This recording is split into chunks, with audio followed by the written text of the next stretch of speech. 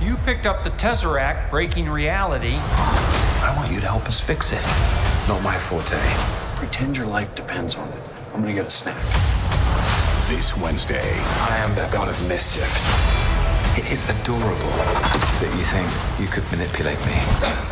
I was just standing up to make a point. I'm sorry, go ahead. It won't be as meaningful now. Okay, well, stay seated. I'll do what I want to do. I'm Agent Mobius, by the way. How long have you been here? I don't know, it's hard to say. You know, time passes differently here in the TVA. What does that mean? You'll catch up. This is the first time for me in the Marvel universe. They first spoke to me about Iron Man and Captain America and even Hulk. I was like, well, you know, I don't know. I'm just kidding.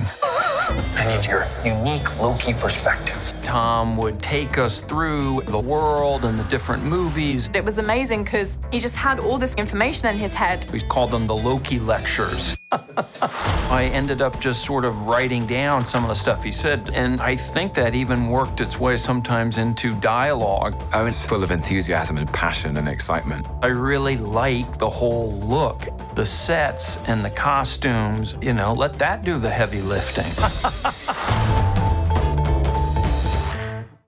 Welcome back, everyone. This is going to be my Loki Episode 2 trailer video. We're burdened with glorious footage, so if you're brand new to the channel, be sure to subscribe to get all the videos. I will be doing videos for all the episodes this season. We're doing a Disney Plus giveaway for memberships. All you have to do to enter is be a subscriber and just leave your favorite Easter egg so far in the comments.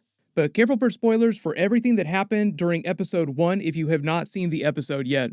But the events of Episode 2 pick up just after this moment where Owen Wilson's Mobius has offered this variant Loki, 1130, a job working for the TVA because not only do they need his help, because who better to catch a Loki than another Loki, but also because he senses that this Loki is capable of being a good person. That was why he was grilling him so hard, asking him if he enjoyed hurting people. He was trying to get him to admit that he didn't like hurting people, which he did by the end of the episode when he broke. So Mobius is just banking that he can do the same thing that Loki 616 did, redeeming himself, becoming a good character eventually. And as they explained, also kind of wrapped up in this is the idea that technically he cannot go back to where he came from during the events of Avengers Endgame in 2012. So his only other option here is to be erased from the timeline. Essentially, it's work for them or die. Not much of a choice there. The reason why he can't go back, if it wasn't clear, is because of how he exists as a variant right now in this moment. If they were to reset things with one of their devices, the time reset devices, back in Avengers Endgame, before he steals the Tesseract, resetting the timeline to what it should have been, essentially this version of Loki would be erased. In the original Loki, 616 Loki would just continue on his normal timeline.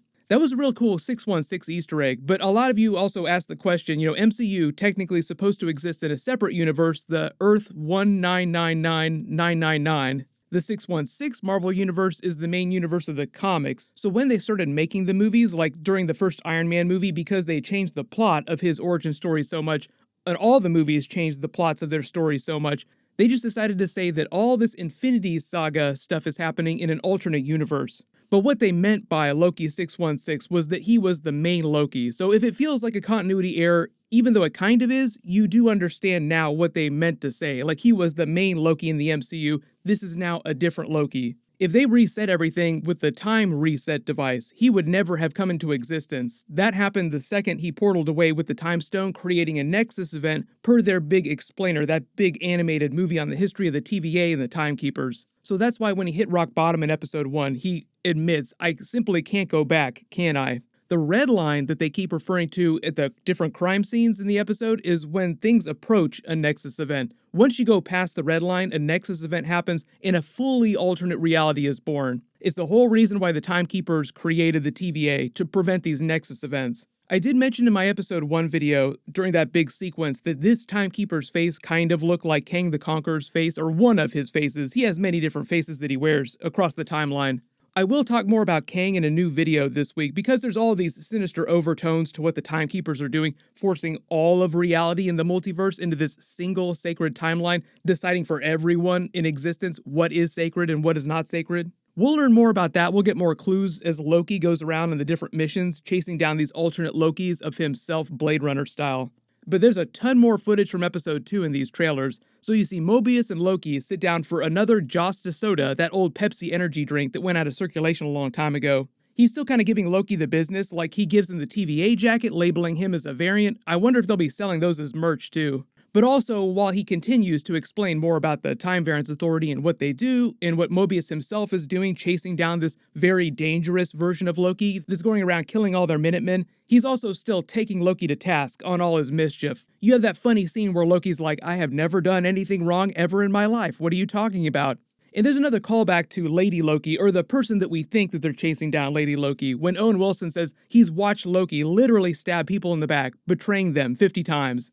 Like at the beginning of episode 1 when they're investigating that crime scene in ancient France, the very same hunter who winds up getting killed later in the episode by Lady Loki in Oklahoma says the bodies of the Minutemen have stab wounds all over them consistent with the other recent killings. That was meant to foreshadow the reveal that it was another Loki that they were going after, because daggers are Loki's trademark weapon. There's also that footage of him during episode 2 where Owen Wilson is handing him his daggers, like, don't I get a weapon? And he hands him the daggers, like, oh, this is so awesome. Before that new main hunter, Hunter B-15, takes them away and is like, hell no, you don't get a weapon. But then he takes them on the larger tour of the TVA and their archives while doing this big exposition info dump. That's just a classic detective walk and talk, which you see in a lot of movies, where they just film exposition scenes in dynamic ways. So there's all these mysteries that they've just barely scratched the surface of, and he's walking around explaining this, and you have this stuff going on in the background while they're talking about the case. I would be willing to bet that we don't even scratch the surface of the TVA during season 1. Like, we know there's a season 2 coming, they've already confirmed it, even though they haven't said what the story's going to be.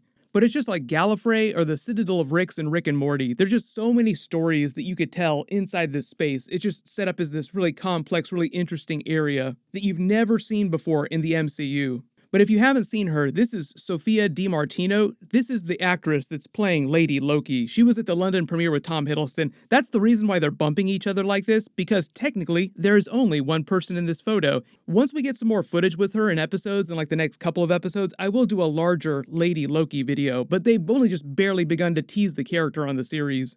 Then you see Mobius taking Loki on a few tutorial missions, showing him how they use their technology to time travel around to these different nexus points or to prevent nexus points from happening, different crime scenes. He takes him to the events of Pompeii when the volcano's in the middle of exploding, all the villagers running around in panic as Loki just dances through the streets like, all these people are gonna die in a second, so what does it matter? Then he takes him to a Ren fair. We've talked about how Kang the Conqueror is going to be the main villain of Ant-Man 3 Quantumania, being played by Jonathan Majors. He's a great actor, so I can't wait to see what he does with the character. But obviously they're getting more into the quantum realm during that, just because they teased it during Ant-Man and the Wasp. Then the Avengers just used quantum energy in the quantum realm to time travel in Avengers Endgame, so a lot of you have noticed how the TVA's time portals and some of their technology looks like they're using quantum energy, with more sophisticated technology than the Avengers had. I did see a few questions about all this in the comments on my episode 1 video, specifically about the timeline of the Timekeepers here. The reason why they're so advanced, and the reason why they say that their version of Secret Wars, for instance, this multiverse war, happened in the past, is because the Timekeepers themselves didn't come into existence until the end of time, as you normally think of it, the heat death of this version of the multiverse.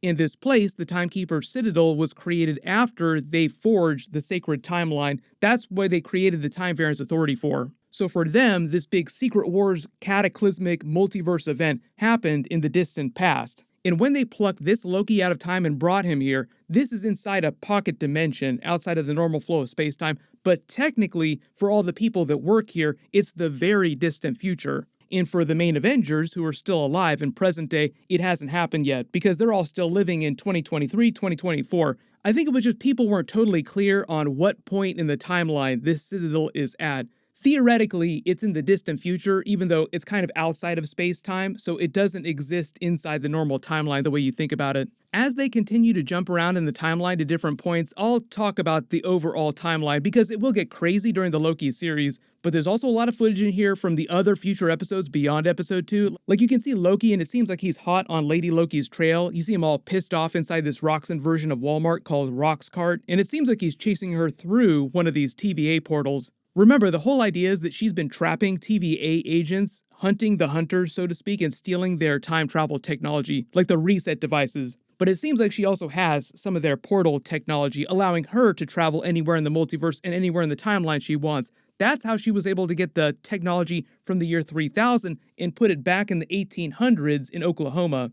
Then you see Loki cozying up to either his new desk in a cubicle or it's Mobius's desk that he referenced in episode 1. Like Loki talks about burning down the TV. I'm going to burn this place to the ground. And he says, good, I'll show you to my desk. You can start there. That could also be a clue that Mobius senses something isn't quite right with the TVA itself if he's willing to joke so much about burning this place to the ground as well. You also look at the file that they zoom in on during this trailer too. This describes the events of the first Thor movie. You could probably pick out some of this text. It talks about Loki messing with Thor's coronation at the beginning of the movie, allowing the frost giants to enter Asgard, then the rest of the plot like luring Laufey, his true father, to Asgard under the pretense that he could kill Odin, but then double-crossing him, killing his father in the process. Then it mentions how Thor had to destroy the Bifrost to save Jotunheim from total destruction, and then obviously this scene is of him revisiting the events of the first Avengers movie again. You notice the mirror on the wall here is the exact same mirror next to the elevator from the beginning of episode 1 when they do that big flashback scene to the events of Endgame. So a lot of the episodes will be them revisiting familiar moments from previous Marvel movies, from previous Thor movies. But right now it's still not totally clear why Lady Loki is stealing all these time reset devices, or if she wants to use them as part of a larger attack on the TVA itself, or if it's more about her preventing them from closing down the new branch timelines, the new nexus points that she's creating. Like, does she want to create another multiverse Secret Wars level conflict? But when Kevin Feige and the writers said that the Loki series is one of the most important new Disney Plus series and will have bigger consequences for the future of the MCU than some of the other new series, it's about them messing with the timeline in the multiverse. Because it's pretty clear from all the Easter eggs so far just in the first episode, remember, we've only had one episode so far, that they intend on building up to a new Avengers Secret Wars multiverse movie after Doctor Strange 2 Multiverse of Madness. No idea when that would happen. They're just laying some track work here. It's like you see Thanos at the end of the first Avengers movie. Like, when is Thanos going to finally assemble the Infinity Gauntlet? Well, it took 10 years for that to happen. But part of what they're teasing with this big multiverse war is also kind of meant to be a teaser for Doctor Strange 2 Multiverse of Madness. That movie is kind of a smaller Avengers movie in that multiple Avengers will appear in it, and Kevin Feige already confirmed that alternate versions of Avengers from other universes would appear in it. He didn't say which ones, so you can theory craft about that. But think of that as sort of a prequel, like an appetizer for a full-blown Secret Wars movie down the road. Even though Doctor Strange 2 sounds like it is going to be insane. But the whole idea of them teasing this big multiverse war is that by the time they're ready to do it in the Avengers movies, is that we'll have a lot of X-Men characters by that time, Fantastic Four, the new supernatural-based characters like Blade in the MCU. So that's how you explain bringing back a version of Robert Downey Jr. as alternate universe Iron Man that didn't die, a version of Hugh Jackman coming back as Old Man Logan Wolverine from the Fox movies. Like, if you thought Avengers Endgame had a lot of fan service in it, just you wait for Secret Wars.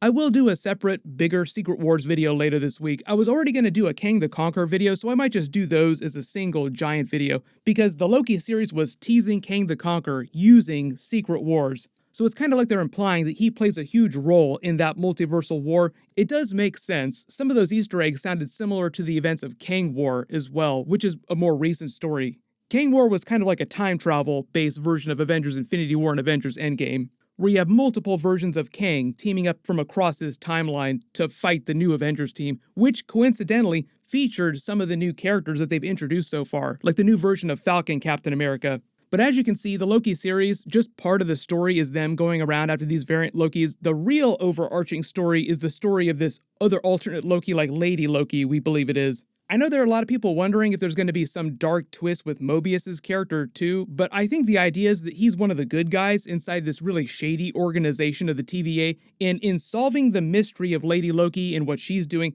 Mobius and Loki together will also uncover larger problems inside the TVA itself.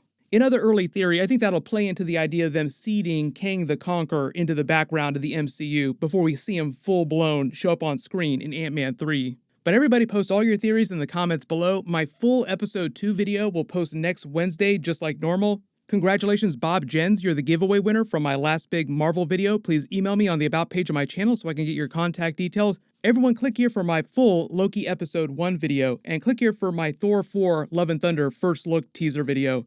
Thank you so much for watching, everyone stay safe, and I'll see you guys tonight.